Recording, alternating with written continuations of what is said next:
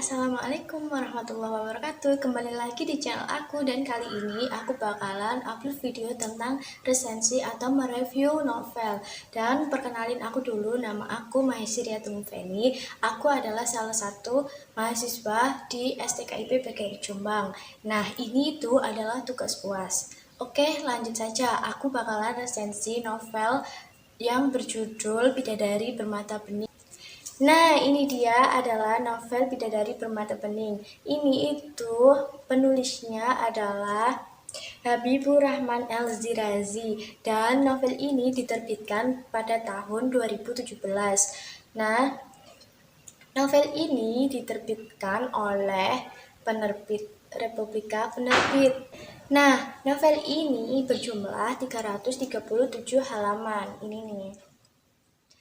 Oke, aku bakalan resensi novel ini, dan yang pertama adalah sinopsis yang aku akan paparkan ke kalian semua. Dan sinopsisnya adalah novel ini menceritakan tentang kehidupan di pesantren. Nah, tokoh utamanya adalah Aina, juga Gus Afif. Nah, Aina adalah anak yang sangat cantik, pintar, rajin, solehah, juga bekerja keras. Dia adalah salah satu khodimah yang ada di pesantren tersebut, meskipun ia juga adalah santri di pondok tersebut. Dan Gus Afif adalah anak dari pemilik pesantren tersebut. Ya, pemiliknya adalah Umi dan juga Abah Gus Afif. Suatu ketika, Aina yang sedang membantu menyiapkan makanan untuk para santri di kantin pesantren. Aina menatap Gus Afif yang sedang kantin tersebut bersama dengan teman-temannya. Aina berpikir bahwa apakah mungkin bisa bersanding bersama dengan Gus Afif? Lalu ia menepis pemikirannya tersebut karena Aina hanyalah seorang anak biasa, bukanlah dari golongan yang lebih seperti Gus Afif. Dan akhirnya Aina pun tersadar bahwa ia tidak akan mungkin bisa bersanding dengan Gus Afif. Namun ia menaruh kagum kepada diri Gus Afif. Di sisi lain, tanpa sepengetahuan Aina, Gus Afif pun tiba-tiba merasa bahwa Gus Afif menaruh rasa kepada Aina. Namun Gus Afif tidak memberitahu kepada siapapun, hanya memberitahu kepada dirinya sendiri dan hatinya sendiri. Nah, hari-hari berlalu. Aina memiliki seorang sahabat di kelasnya tersebut, dan juga Aina memiliki teman yang tidak menyukai Aina. Teman itu bernama Neneng. Neneng adalah seseorang gadis yang sangat benci terhadap Aina. Setiap hari Aina selalu dicaci maki oleh Neneng, dan Aina pun selalu diam karena Aina tidak akan menggubris omongan Neneng di saat perkataan Neneng itu tidak melebihi batas. Dan waktu telah berjalan, yaitu ujian nasional. Karena Aina dan teman-temannya sudah kelas 3 SMA, dan Aina berada di kelas 3 SMA jurusan IPS, waktunya kelas 3 untuk ujian nasional. Nah, waktu itu adalah waktu yang sangat ditunggu-tunggu bagi Aina dan juga teman-temannya. Nah, hingga pada saat ujian nasional selesai dan nilai dari ujian nasional itu diumumkan, Aina setiap hari berdoa dan berusaha agar ia mendapatkan atau memperoleh nilai yang sangat memuaskan. Dan waktu itu pun tiba. Semua teman-teman Aina berkumpul dan melihat apakah mereka lulus ujian nasional. Namun pada Aina pun lupa bahwa hari itu adalah hari pengumuman ujian nasional. Ia malah disibukkan dengan hal-hal lain. Dan Aina pun memiliki teman satu kelas itu. Temannya itu memberitahu kepada Aina bahwa nilai Aina itu adalah yang paling tertinggi di Jawa Tengah untuk jurusan IPS. Dan Gus Afif pun meraih nilai yang sangat memuaskan, yaitu peringkat 2. Singkat cerita, mereka semua sudah lulus dari pesantren, dan ada yang melanjutkan kuliah bekerja. Aina pun ditawari untuk kuliah di salah satu universitas, namun Aina pun belum mengiyakan tawaran tersebut karena Aina bingung dengan perekonomian Aina. Akhirnya Aina memutuskan untuk pergi ke desa Aina dibesarkan. Di sana ada paman, Pak D ataupun Bude Aina dan juga adiknya. Suatu Aina pulang, Aina merasa kaget bahwa rumahnya telah berubah. Ia pun bingung siapa yang merenovasi rumahnya, padahal sewaktu itu rumah Aina cukup tidak layak dihuni seperti kandang kambing. Namun kali ini rumah Aina sudah bagus. Dan tidak lain yang merenovasi rumah Aina adalah Pak D dan Bude Aina. Ini membuat Aina heran karena Pak D dan Bude Aina sewaktu dulu tidak pernah baik kepada Aina dan kali ini baik kepada Aina. Nah, alasannya adalah Aina sudah membanggakan Pak D dan juga Budenya ke seluruh warga bahwa Aina mendapatkan nilai yang tertinggi hingga merenovasi rumah Aina. Sewaktu Aina di rumah, Aina mendapatkan kabar bahwa Aina akan dilamar oleh kiai besar, yaitu Kiai Yusuf. Aina pun bingung dan ia melakukan sholat istikharah setiap hari dan mendapatkan petunjuk hingga akhirnya Aina memutuskan untuk menerima lamaran Kiai Yusuf. Namun semua itu harus dengan persetujuan Pak D dan juga Bude Aina. Abah pesantren dan juga umi pesantren pun datang ke rumah Aina untuk merembukkan apa yang telah diterima Aina tersebut. Namun di situ Pak D dan Bude Aina menolak secara halus kepada Abah dan juga umi pesantren dengan alasan bahwa Pak D dan Bude Aina tidak menginginkan bahwa keponakannya menikah dengan seorang duda. Di situ pun Aina merasa sedih dan tidak enak kepada umi dan juga Abah pesantren. Namun Abah dan umi pesantren pun meninggalkan rumah Aina. Beberapa hari kemudian Aina didatangi oleh seseorang dengan membawa mobil. Dan tak lain itu adalah Gus Afif bersama dengan sopirnya yang membawa sesuatu. Dan akhirnya Aina pun menemui Gus Afif. Gus Afif pun menyampaikan dua hal. Yang pertama, Gus Afif menyampaikan atau memberikan surat undangan yang tidak lain itu adalah undangan dari Kiai Yusuf yang menikah dengan wanita lain. Aina pun merasa sedih karena ia menyanyikan atau merasa bahwa ia bersalah kepada Kiai Yusuf. Dan yang kedua, Gus Afif memberitahu kepada Aina bahwa semua perasaan Gus Afif kepada Aina.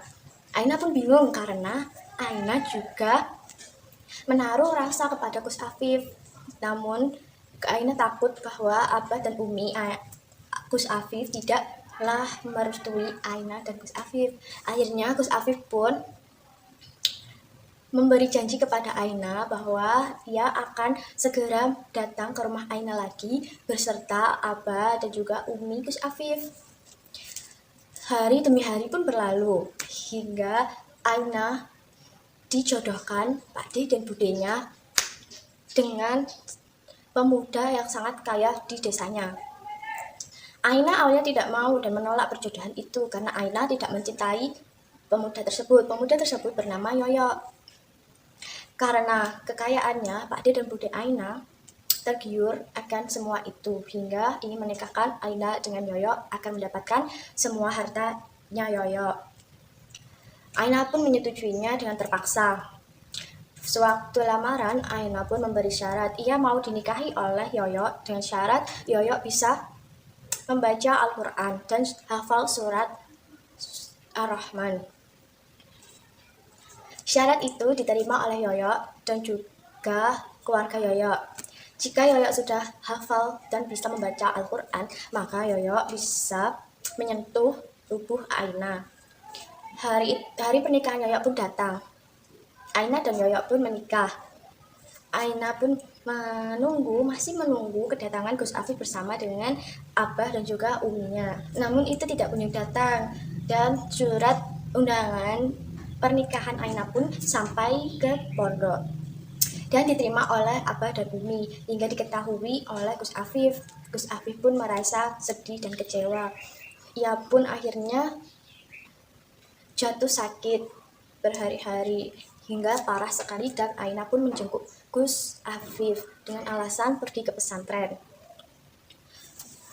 Gus Afif pun sudah sembuh. dan Aina kembali ke rumah suaminya. Singkat cerita, Yoyo dan keluarganya mengalami kehancuran, dan ini adalah celah bagi Aina untuk melepaskan diri dari Yoyo, dan akhirnya perceraian pun tiba. Sewaktu itu Aina sudah bercerai dengan Yoyo dan meninggalkan kampung halamannya. Ia meninggalkan Pak D dan Budenya. Akhirnya Aina pun pergi ke Bogor. Aina pergi ke Bogor untuk menjalani hidup yang lebih baik lagi. Ia ingin berkarir di sana dan melupakan semua masa lalunya. Dan di sisi lain, Gus Afif pun sama.